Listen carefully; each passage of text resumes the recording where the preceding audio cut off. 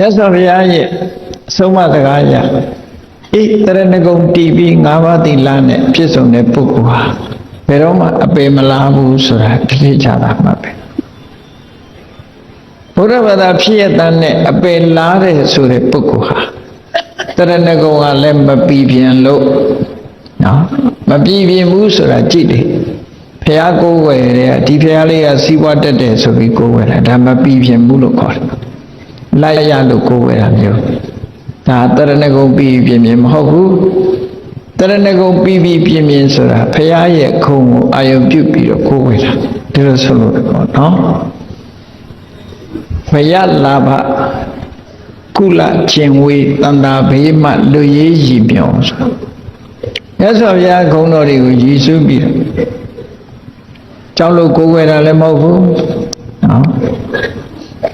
You send Lamo Covera Lemovu. Paya Congo Tipi of Covera. Lalava Mio Viro Covera Lemovu. Luri Nago and Luri Loda Chile. Cosare Sali Nago. Sheni Saro Kova Dodo Kova, Perola Sa. Sheni Saro Kova Dodo Kova, so come on my way like data.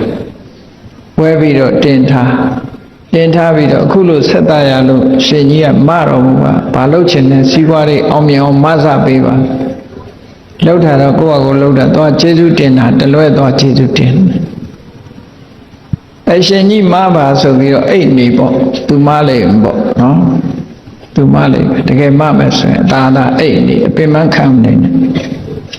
The Pecali Dembiro, Miera, and 8 Andy. Alomolo at a Barakum of Selama, Mabu, the Jamini Taumabe, no? Not the ever to go cheat, Lucid. The Jamini at all. Maluin Bahamia Ulu Biora to Biora Sagapa. To Dana Shiri, to Idanes Hianda, the Jamini Tarish. To Biora Sagale, not on cheap. A note to her, Awayama Yatara Tukan Dikis, Tuwira Tata Gisahi, Mensa Tatewa Papayade, to Biora Seshani.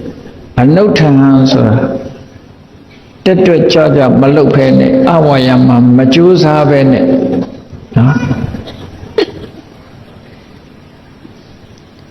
Majusa Bene. Tukan Yatra Dikis. Chanda Yana Nia Shide Suyen. Tuira Tata Kisai, me Eddie Yatwani. Mensa Tatewa Papaya, Nagule Kozava had area. Sessionally to Biora. Tuira Maluhe Makai Mene. Chanda Duka Yare Sure, Nia Shilushi, me Eddie Nia Twani. Nagule area on Poopy. When Yamam she would have, no? A low Vene. Majusa Vene Yare Sura, the Kumam ship. Lower me, Jusa. Hello, lower me, Sure. Viria, Ju Jesu. The Boji, Luriga, the Jamendo ascent, go with that on Mahofu, no? Luwin Buddha Nasura, the Jamen ascent, Monsieur Bob. Paulo, so Luye and Nanga. Usana Loga Nanelupiola. Hokong Holy Me, Trace I on it, I draw Nana. Trace and the Nam Kanamu. Nadia Lupi La Lucin, Luria and Nam Makanamu, the Luria, the Muini Jaraguaco. Wamakanamu Makanalu Nakombi Laja. Luri Epi Sumanyama Lara, era a Jaume. Yada Gaujama Luri 8 Tavis Rechiniva, Titi Lajara, Fiasi. Era Luna Makana Lue, Tenaga.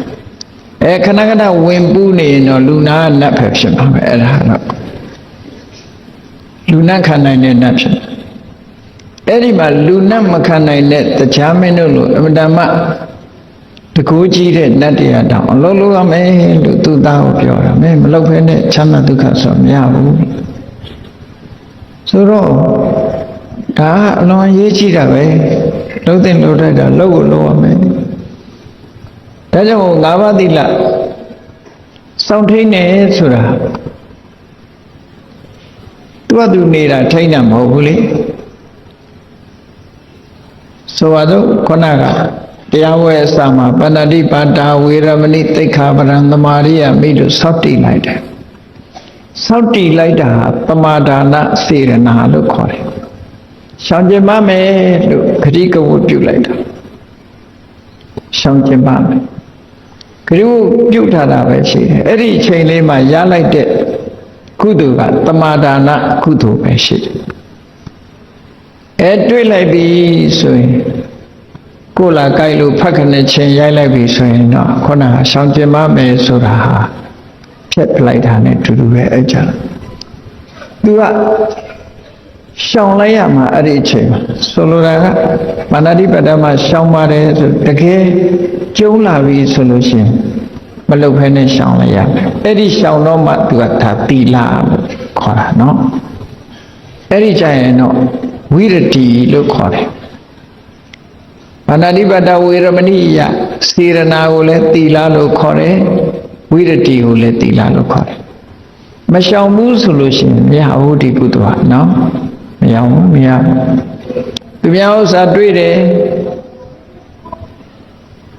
အသာယူဖို့အစင်းသင်းဖြစ်တယ်မယူဘူးရှောင်လိုက်တယ်ဝေရမဏိဝိရတိဖြစ်တယ်အဲ့ကြောင့်သောတိတုံးကစေရနာရှောင်တဲ့အချိန်ကျတော့ဝိရတိဒီရှောင်ကျင်မှုဟာ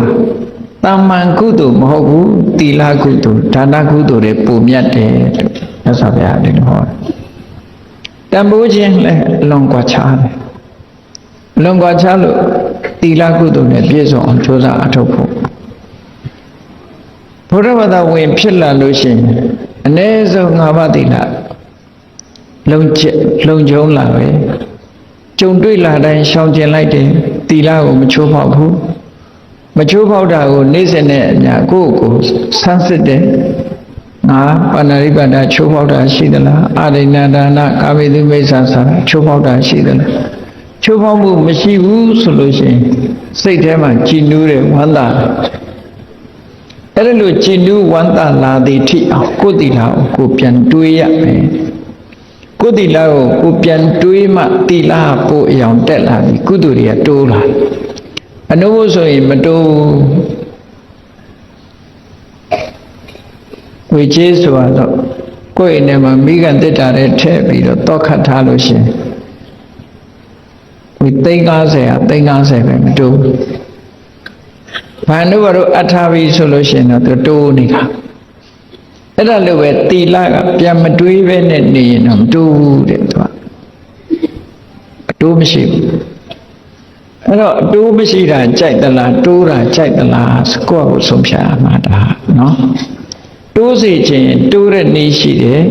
ဘာလို့ရမလဲပြန်ပြီးတော့စဉ်းစားတဲ့အခါမှာဝန္တာအာရဖြစ်အောင်သီလလေးဆင်ញင်စဉ်းစားလိုက်တာနဲ့ဘဝတစ်ခုဟာလုံလောက်တဲ့အနေအထားမျိုးထိရောက်နိုင်ပါတယ်ကြည့်လေ၅ပါးသီလတစ်ခုချင်းစဉ်းစားလိုက်တဲ့အခါမှာဘာဖြစ်လဲအနဝိဇ္ဇဒုက္ခငါမှာဘာအပြစ်မှမရှိဘူးဆိုတဲ့စိတ်ချမ်းသာမှုတစ်ခုရအဲ့ဒီစိတ်ချမ်းသာမှုကဘာဖြစ်လဲလို့ဆိုရင်အဝိပတိတာရလို့ခေါ်တယ်စိတ်နှလုံးမသားမရမဖြစ်ဘူးနှလုံးကြည်တာတယ်ဆိုတဲ့အဓိပ္ပာယ်ရတယ်ဝန္တာတယ်လေ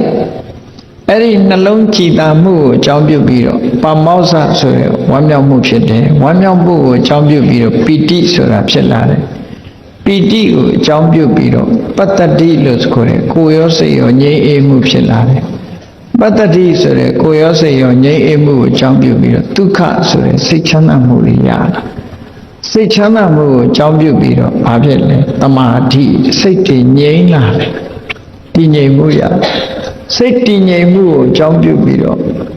ယထာဘုဒ္ဓဉာဏတတနာအဖြစ်မှန်ကိုမြင်ခြင်းသိခြင်းဆိုတာကြသိတာမြင်တာဖြစ်လာ ဟောဒါတီလာကဆက်သွယ်ပြီးတော့ရလာတဲ့အကျိုးကျေးဇူးတွေဟာဒီဘဝမှာပဲအေးတီလာဆောင်တာနောင်ဘဝကြမှာရမယ်လို့မတွေးနဲ့နော်နောင်ဘဝကိုမသိဘူးအခုရတာဒါတွေအခုရတာအခုရတဲ့တန်ဖိုးကိုသိရညာတော့အဖြစ်ပြောလို့ရှိရင်တီလာလုံလို့ရှိရင်နောက်ဘဝမှာနတ်ပြည်ရောက်တယ်နတ်ပြည်လည်းဘယ်နေမှမသိတာကိုသိလို့လားသိပါမသိတာနော်အဲ့တော့အဲ့ဒါမတွေးနဲ့မြတ်စွာဘုရားဟောလို့လက်ခံထားတာနတ်ပြည်ရှိတယ်ဆိုတာကိုမသိဘူးသို့တော့ဘုရားဟောတာဒီကုသိုလ်ကောင်းမှုလုပ်ရင်နတ်ပြည်ရောက်တယ်ဆိုတာမှားသလားလို့ဆိုမမှားဘူးမှန်တယ်သို့တော့ကိုသိတဲ့အကျိုးတရားကိုသိဖို့ဒီဘဝတည်းမဲ့ဟောတီလာရှိလို့ရှင်ဒီလိုအကျိုးကျေးဇူးတွေကိုယ်ထဲမှာရောက်တယ်။ကိုကျင့်တရားကောင်းတဲ့ပုဂ္ဂိုလ်ဆိုရင်လည်းပတ်ဝန်းကျင်ကကိုယ်ကျိုးသေးတယ်လေးစားလာတယ်။ကိုကျင့်တရားကောင်းဒါတွေကဒီဘဝမှာရနိုင်တဲ့အကျိုးကျေးဇူးတွေကိုမြင်ရတဲ့အကျိုးကျေးဇူးလက်တွေ့ကြတယ်။အဲ့တော့ဘုရားဘာသာဝင်တယောက်အနေနဲ့အခြေခံလေးအခုလောက်တင်ကိုလုံးရှိမယ်ဆိုရင်တော့အမှန်တမ်းကျေနပ်စရာကောင်းတဲ့အနေအထားမျိုးရတယ်။တရဏဂုံအမျိုးအစားနဲ့ပတ်သက်ပြီးတော့မှတ်သားဖို့ရှိတယ်။တရဏဂုံတည်ဖို့ဆိုတာတရဏဂုံအမျိုးအစား၄မျိုးရှိတယ်တဲ့။ပါဠိလိုနံပါတ်1ကအတ္တတဏ္ဏိယတနာအတ္တတဏ္ဏိယတနာဆိုတာမိမိကိုယ်ကိုဘုရားတရားတန်ခါသို့အနှင်းခြင်းအတ္တနာဗုဒ္ဓသနေယတေမိငါရဲ့ဘဝငါခန္ဓာကိုယ်ဘုရားအားအနှင်းပါတယ်လို့ဆိုရင်အတ္တတဏ္ဏိယတနာကိုအနှင်းပြီးတော့ကိုးကွယ်တဲ့တရဏဂုံကိုအတ္တတဏ္ဏိယတနာတရဏဂုံလို့ခေါ်တယ်နောက်တစ်ခုကတပရာယနတာပါဠိလိုတပရာယနတာပရာယနဆိုတာလဲလျောင်းရဆိုတာဖះမတပါအာကိုရမရှိဘူးဖះကိုပဲအာကိုပါတယ်လို့အဟံဗုဒ္ဓပရာယနောငါသည်ဖះပေါ်မှာသာအာကိုတယ်တခြားကိုအာမကိုဓမ္မပရာယနောတရားသာလည်းအာကိုရရှိတယ်တခြားကိုအာမကိုသံဃပရာယနောသံဃာသာလည်းအာကိုရရှိတယ်တခြားကိုအာမကိုလို့ဒီလိုစောင့်တည်တဲ့တရဏဂုံကြတော့တပရာယနာတာလို့ခေါ်တယ်နောက်တစ်ခုကတိတ္တဘာဝုပကမနတိတ္တဆိုတာတပြည့်ဘာဝဆိုတာအဖြစ်ဥပကမနာဆိုတာကပ်ရောက်ခြင်းတပြည့်ခံခြင်းလို့ပြောတာနော်ဖရာရဲ့တပြည့်ဘုသူရဲ့တပြည့်တော့ဆိုဖရာတပြည့်ဓမ္မဗုဒ္ဓရဲ့တပြည့်ဓမ္မရဲ့တပြည့်သံဃာရဲ့တပြည့်ဆိုပြီးတော့တပြည့်အဖြစ်ခံယူတာအဲ့တော့ဗုဒ္ဓရဲ့တပည့်အဖြစ်ခံယူလိုက်တာဒါတိတ္တဘာဥပကမနတရဏဂုံလို့ခေါ်တယ်ဒီတရဏဂုံကိုဘယ်သူစောင့်တည်ခဲ့တာလဲလို့ဆိုလို့ရှိရင်ရှင်မဟာကတ္တဝလို့နောက်ပိုင်းမှာထင်ရှားကြော်ကြားတဲ့ပိပလိပုံနာတထေကြီးကတိတ္တဘာဥပကမနတရဏဂုံကိုစောင့်တည်ခဲ့တာသူက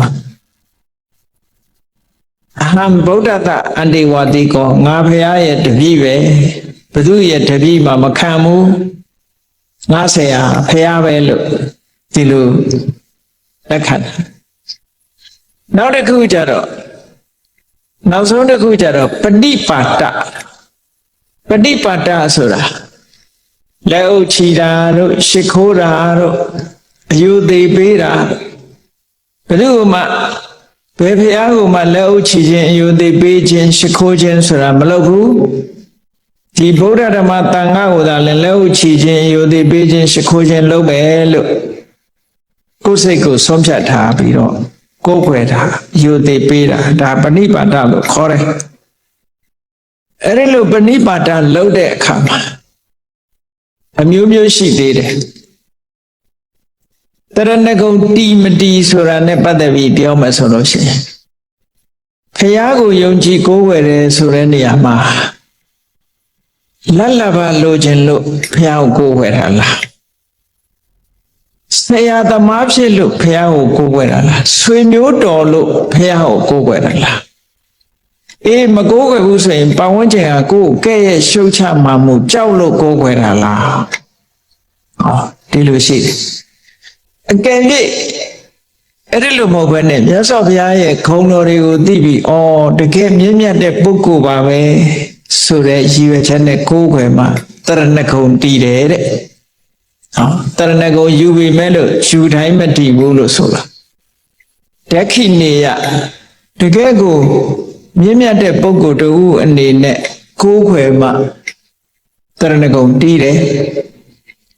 ဖះငါဆွေမျိုးပဲဆိုပြီးတော့ဆွေမျိုးကိုချစ်တဲ့စိတ်နဲ့ဖះကိုရှိခိုးလို့ရှိရင်ဒါတရဏဂုံမဟုတ်ဘူး